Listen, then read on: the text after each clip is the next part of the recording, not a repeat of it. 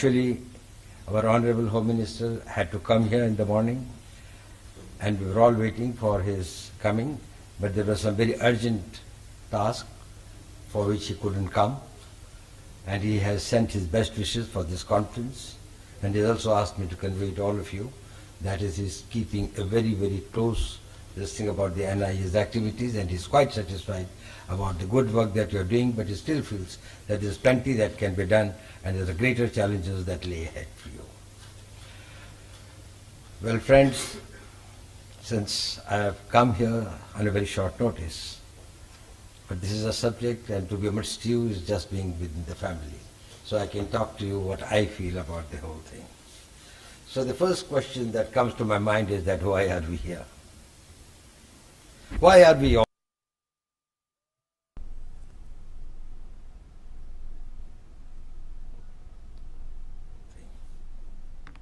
Question that comes to my mind is that why are we here? Why are we, all of us, in this room? What are we doing here? Terrorism is nothing new. All of us have talked about it. There's a very special purpose, and I think it's a very, very important purpose. And I must compliment the NIA for having organized it. I think that this was the first time that we are talking about certain things whose import, though felt, was not operationalized. And now it is being operationalized. You know, to fight terrorism is a very abstract idea. It's a concept. It is a thought. There is nowhere as terrorism that you fight. Any thought, concept, philosophy that has to be countered needs its being split into an action plan. Adjectives have to be changed into the nouns and verbs. You take action only in nouns, and your actions are only in the form of verbs. So actually, you don't fight terrorism directly. You degrade terrorism by fighting the terrorist, by stopping his funding, by taking away his weapons, by foiling his plans, by defeating and degrading his capabilities to bleed you, and his basic intention to terrorize the civil society. You know, the victim of a terrorist is not the people that they kill, because they are dead already. How can they? Dead bodies are not terrorized anymore. It is the people who live to see those deaths who are terrorized, and when the civil society is terrorized, the pressures are built on the government, and so the governments can be made to change their policies and appease the terrorists or concede to what their needs and requirements are or what their demands are. And this is what has to be denied to them. And in this denial, actually we think that there is only one action involved, that is we fight the terrorists on the streets or the encounters or in the jungles or the ravines, and thereafter we kill them. No, that is a very, very mistaken this thing. Terrorism is fought under three different silos, and all these three are most important. The first and the most vital is to know who is the terrorist. What is he planning? Who are his targets? Where is he getting his weapons? Where is he stored them? Who is giving them money? Who are their overground supporters? Which are the countries, if at all there are any foreign-sponsored terrorism? And we know that today terrorism is one of the phenomena that is supported and gets its support and sustenance from the sources abroad. So it is very important first to know about terrorism. That is a wide field and a branch by itself. But then the point is this: the knowledge is not sufficient. What do we do with that knowledge? So we have to take action on that knowledge. And then it is the terrorists that we try to degrade, we try to neutralize. It is their weapons that we try to seize. It is their sanctuaries that we try to destroy. It is their training centers and others that we try to target. So the whole gambit of activities that go in the field of what we call as a physical action. But it doesn't end here.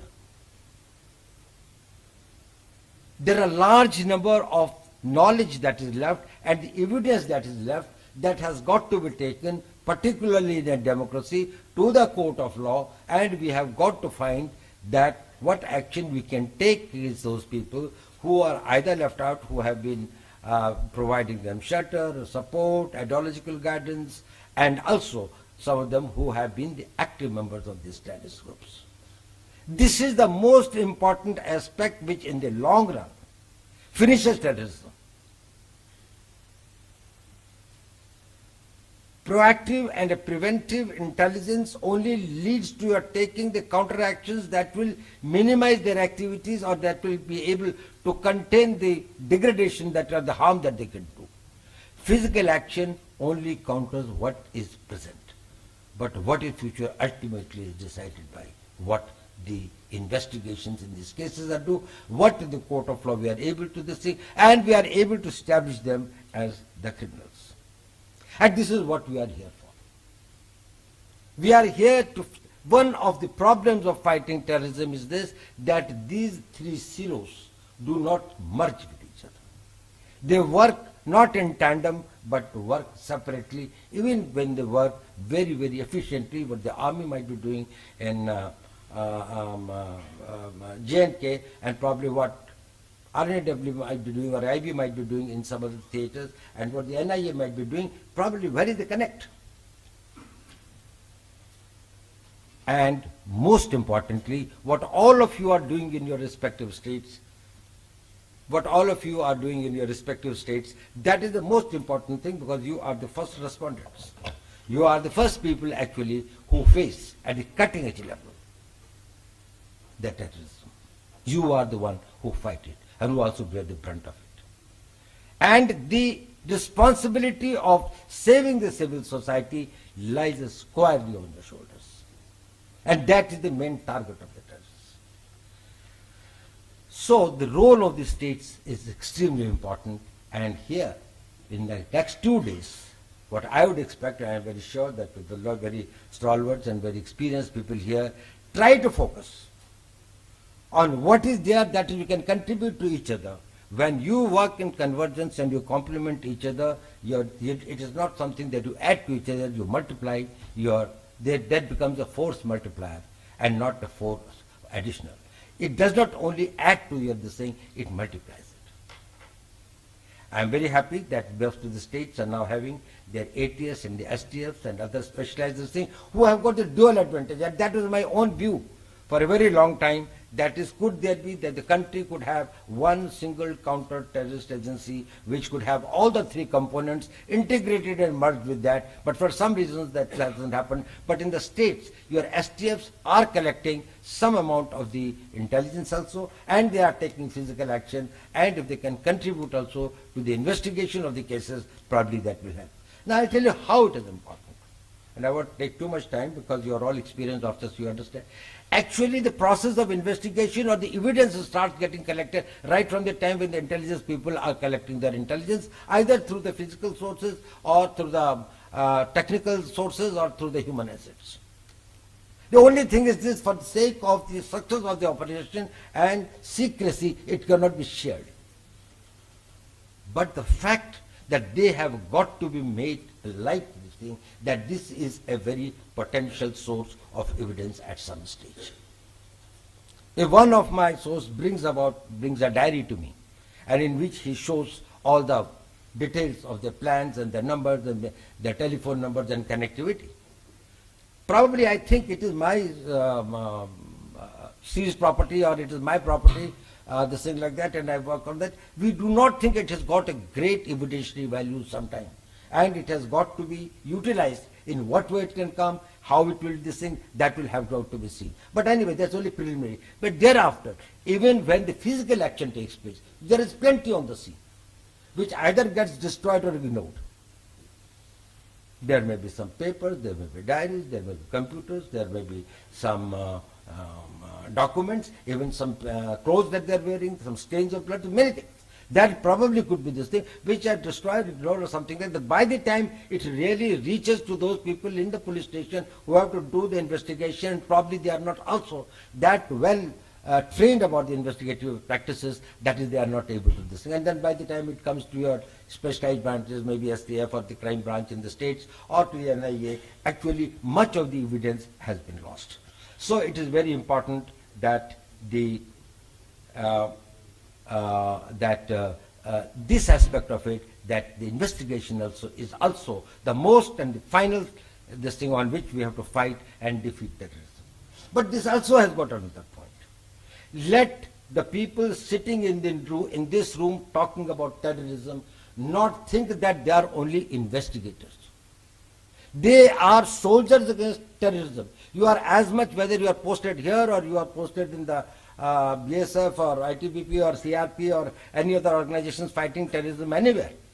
You just change your uniform and you do that. You have got to take in that spirit that as your task is not only conforming to the, or going, I'm not telling that go do the illegal things, but what I'm trying to say is that look at the problem as that you are the important combatants of the fight against terror. And therefore, it is as much in your interest to see that Lashkar-e-Toiba or Hizbul Mujahideen or Jaish-e-Mohammed is degraded and finished, and it's not only the intelligence agencies or the distinct agencies who probably are this thing about it. You say, I am bothered only about my case. And my case number 39 by 18, which of the police station such and such, crime number such and such, its conviction or this thing, that is my aim. That is not only your aim. Your aim is much beyond that. Because there are many other things which are connected to that. Do you know the impact that the NIA has been able to make on the Kashmir terrorism is more than any other agency has been able to do in the recent this thing. Tremendous contribution of theirs. The way that they went against the money cases, the money laundering cases, the separatists, the various people and others. Now they took it in the right spirit, that is through the legally permissible methods and the proper processes and the procedures.